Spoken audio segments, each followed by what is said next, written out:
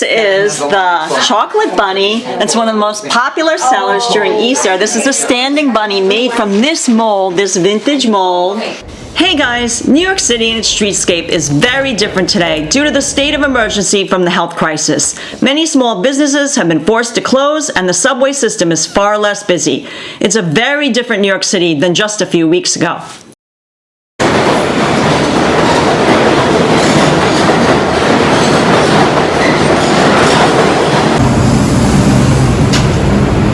As you can see, it's pretty empty, which is a good thing, I guess. I don't know.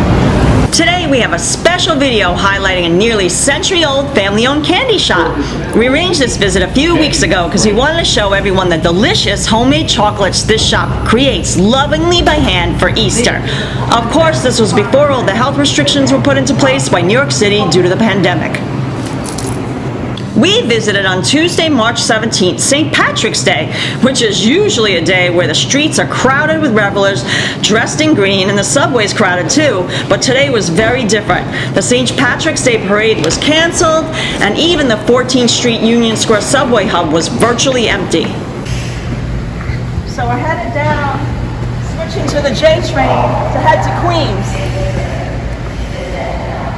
As you can see, we got the platform to ourselves. Kind of eerie. It's not even like this at like 3 a.m. on a weekday.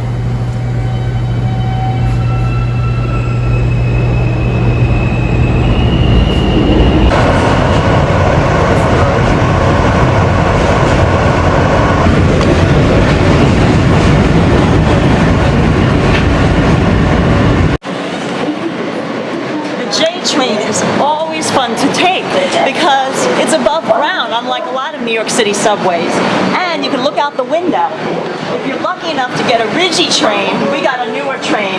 The Ridgies are really cool because you can go to the front car or the last car and look right out the window without like a big panel of double glass.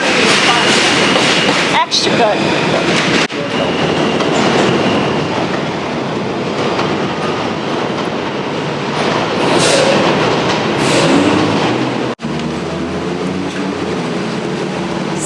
We're headed downstairs now to Woodhaven, Queens.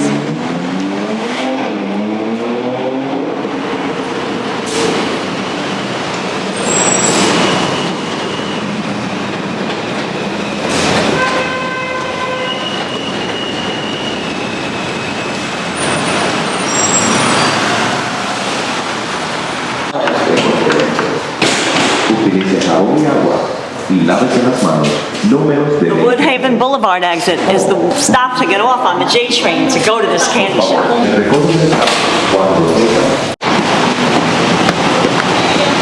Yeah, I would shoot it.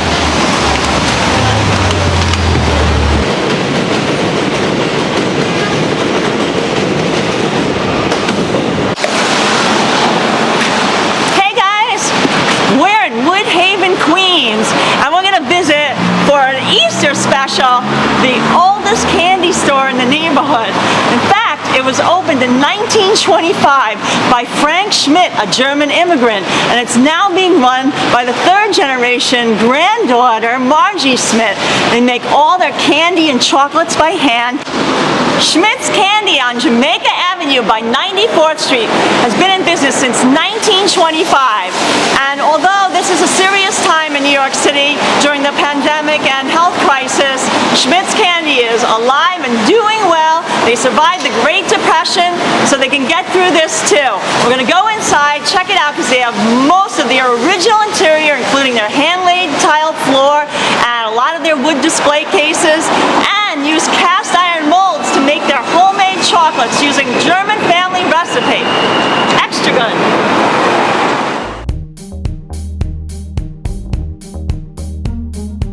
This family-owned shop is a true immigrant success story because the German founder, Frank Schmidt, managed to save the store during the Great Depression because he bought the building and lived upstairs from the shop.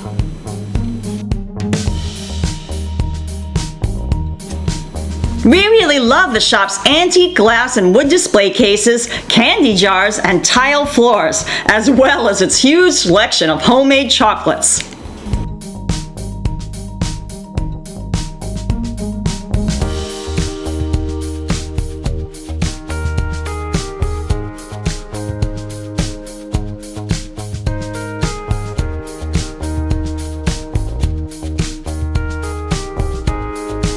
preservatives. Preservatives make you look younger. Love that. Stressed, spelled backwards, is desserts.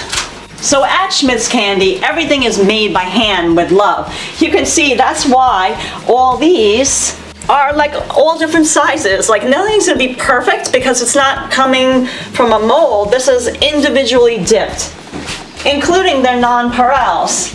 You can see some of them are a little bigger circle, some of them are smaller circle.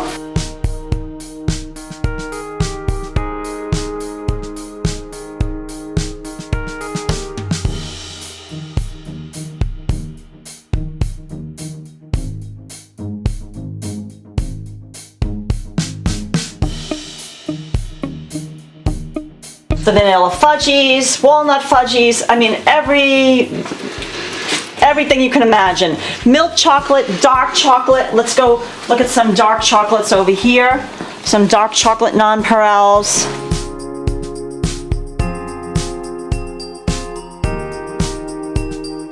So this is Frank Senior's, Senior,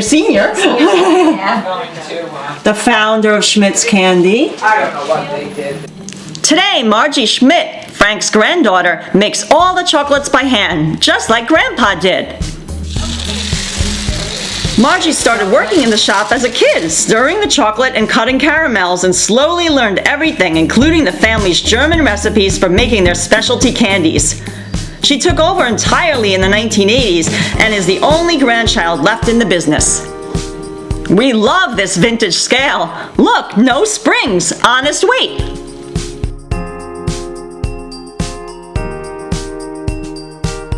Now we're headed to the back of the shop to watch Margie fill the cast iron mold she uses to make Easter chocolates. But here, it's just all about stirring. Chocolate likes to be stirred, so usually I work with different buckets, hot, medium, working with it. Right. So these are some of Margie's favorite molds that her grandfather started collecting in the 1920s. And they're, cast iron. So look at these bunnies. And here it is closed. Here's her favorite, this little ducky. So you fill it with chocolate. As you can see, it would be like this. And then once it's filled, it's clipped together. All right. And allowed to harden. First, she pours the first coat of melted chocolate in the mold, making sure to cover every crevice inside. Then she lets the chocolate harden. So, and my father did 2 coats on everything because he said it shouldn't break on the little kid. So after I do 1 coat, I throw in, because it's hollow. Right. But my daddy always said you want to make it like a thicker hollow. Give the customer their money's worth. Now, normally I do 14 molds at once, but I'm just showing you one here. And then you have to do a bottom for it. This you want to make sure you got as many crevices as possible. And I can't see through it because it's metal, but that's the bottom. Now that will take about a half hour. After that cute Easter chick hardened for about a half hour, it was taken out of its mold and decorated. Here it is. Here's the basket, the sister to the shell. That's 90 years old. 95. Wow. We really love the intricate details of the weave of this Easter basket. Plastic waiting. Yeah, here's the granddaddy. Oh, wow. That breaks every single time. Look at the detail in that. Oh, perfect. And every single time you could see the clusters of the eggs on his back. But it breaks almost every time. So then it gets a little repair. If it's repairable, the bow goes around its neck. But the purists want the large stander. They don't want the new large sitter. They want the stander. Right. Here it is. Oh, there he is. Look at the detail. And the dog comes out shinier, but not on a rainy day. But see, he's mean looking. That's how a bunny did look, like the old-fashioned Santas. They weren't jolly Santas. Yeah. They weren't, right. Right, stern. So that's that bunny. A true traditional standing bunny, Right. you know. Margie tells us that at first her father would only let her clip and unclip the chocolate molds, but eventually trusted her with every part of the process. So this is the chocolate bunny. It's one of the most popular sellers during Easter. This is a standing bunny made from this mold, this vintage mold. As you can see, beautiful details. And James has called it the stern bunny because it's not like newer molds where it's like the happy-go-lucky bunny. This one's kind of got a stern face, which is the way molds were made in the 1920s. All the bunnies were very serious looking. Another popular seller at Easter are chocolate bunny lollipops. The kids in the neighborhood love them. And that's just the lollipops. Again, stupid thin little plastic molds. Clearly I've broken 2, 4, but this bunny, I just haven't been able to find this bunny again, and I like it. And then these get bagged and ribboned, and people are very happy. And this is one of the customer favorites. She said a lot of the old-time customers come in and they ask for Jimmy Boy. So we like that, of course. James and Carla, Jimmy. So here's Jimmy Boy. Look at all the details. You can see the details in here. You know, with the eyes and the mouth and the little tie even. And because this one's so old, the chocolate gets stuck in it, so she'll have to clean it out. But then you just clean it out and you make another one. Sometimes they don't come out perfect, like the ducky, but that's part of the process. And of course, because it's Easter, we want to highlight their amazing, amazing selection of special Easter bunnies, baskets. Let's go show you some really great ones over here. The standing bunny, the sitting bunny, big bunnies wrapped in plastic, but you can see he's the biggest bunny that they have for Easter. And, oh wait, this is one of our favorites. Look at this guy right here with the little pram. So it's Easter pushing the little baby carriage. So many details. You can see like the little weaving of the basket. So beautiful. I mean, some of these molds are from the 1920s, and honestly, you can't get them like that anymore. They're just not made like that. But these are all from Margie's grandfather, collected them in the 1920s, and they've been passed down from generation to generation, just like the recipes for making the different candies that they do and their chocolates. So extra good. Detail in the pram. Yeah. The bunny on his high legs, like you just want that to be your mother.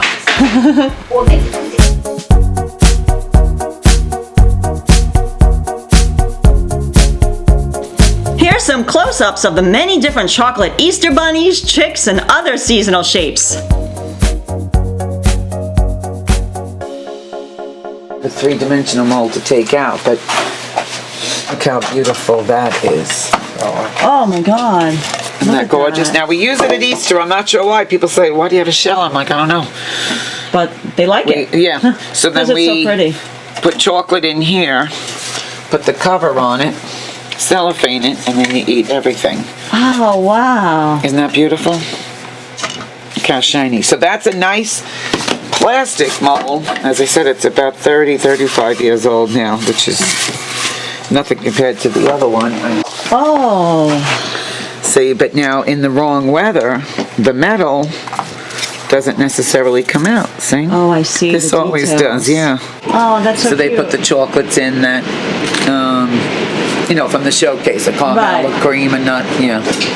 So that's a popular Easter seller as well. Again, not connected at all to Easter. Why a shell, we don't know, but Oh. that's what Grandpa did. More so the egg, which is out there someplace. Now we're gonna watch Margie making some of her famous chocolate nonpareils. It's a messy process making chocolate by hand. The whole room smelled like chocolate, which is certainly making our mouths water. So I have to do this, you know, Yeah. 2,000, 3,000 times. Right. Talk about handmade, which is why they're all different sizes. It's pans and sprinkles. The caramel are things that I make. It's heavy cream, milk, butter, sugar. Right. All the old recipes.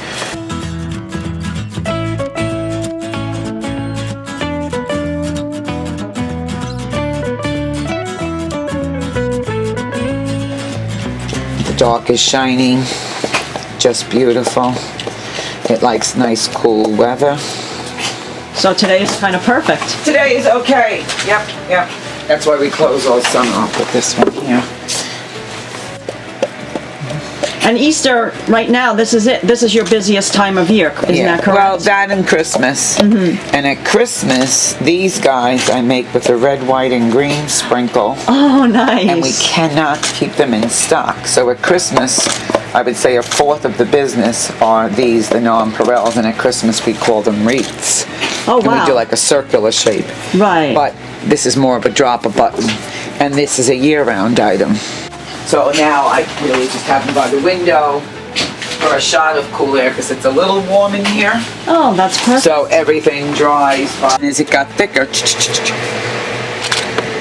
Right, so you know they're handmade. they're handmade, and I'm here with sometimes when I'm really making them, 7 or 8 trays, boom, boom, boom. Now I was doing other things, and again, I don't know how to measure Easter, whether or not people are going to be buying. This is a year-round item, but... So these are the non-pareils that we watched Margie prepare. So I'm going to give them a try because we kind of made them with her, I guess you could say. So hold on. Here we go. Look at that. Beautiful. Here we go.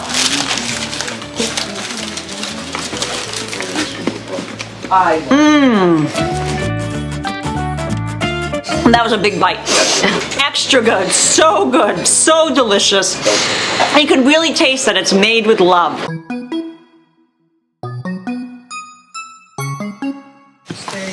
So I like to play. I keep your hot chocolate here, your medium chocolate here, and I work with the smallest grouping. Change their mind. Okay. So we come over, and it's one at a time, and they get a little pea on it for pecan. Wow, that's really labor intensive. Yeah. And every candy is supposed to get a stroke. But every piece, one at a time. Right, Imogene? I'm supposed to stroke. But old timers say, hey, yo, Marge, you're not stroking.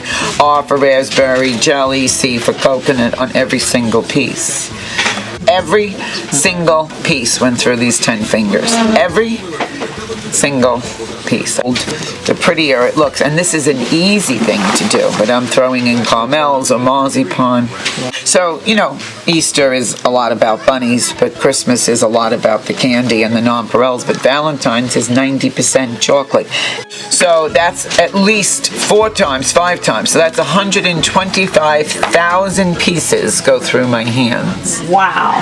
Plus the 25,000 in the cups, So I would say pushing 200,000 times I bring over a piece of candy. See the peas? Can you see the peas setting up? I see it. I can see it. I'm gonna go.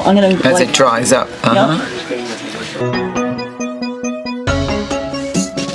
Wow, we really love these vintage wooden drying racks for the chocolates.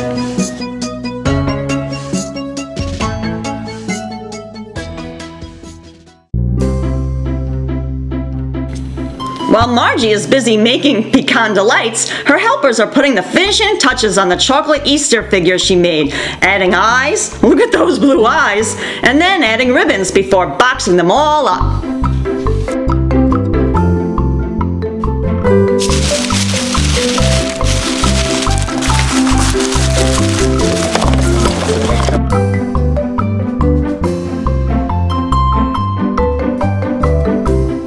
There are absolutely no preservatives used in any of the candies or chocolates Schmidt sells. In every kind of candy you buy commercially, there's a list of preservatives a mile long. But in this shop, the ingredient list is very simple, with the main ingredients being only sugar, corn syrup, milk, and cream. So what a great day we had today at Schmidt's Candy, checking out all their amazing homemade chocolates and candies, sampling some.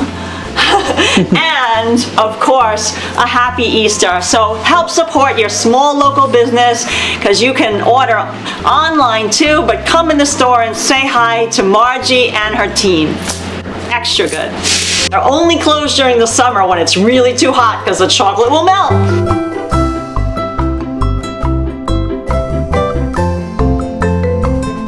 Visit Schmidt's Candy in Queens, right on Jamaica Avenue. Extra good homemade chocolates and candies. So we're headed back into Manhattan.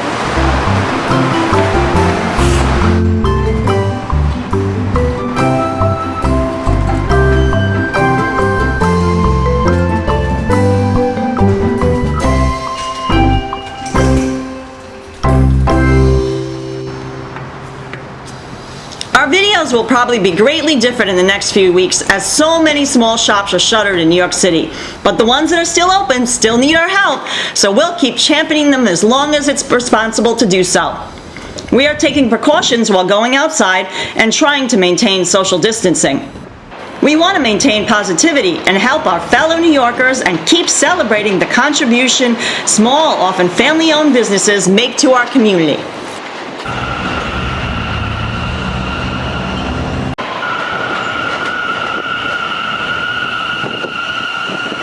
And remember, chocolate solves all problems. Thanks so much for watching. Please hit the subscribe button and notification bell and give it a thumbs up and share our video if you liked it. You may also enjoy watching some of our other videos highlighting small businesses in New York City, including lots of food spots and other essential places. Bye, guys! Bye guys, and be safe.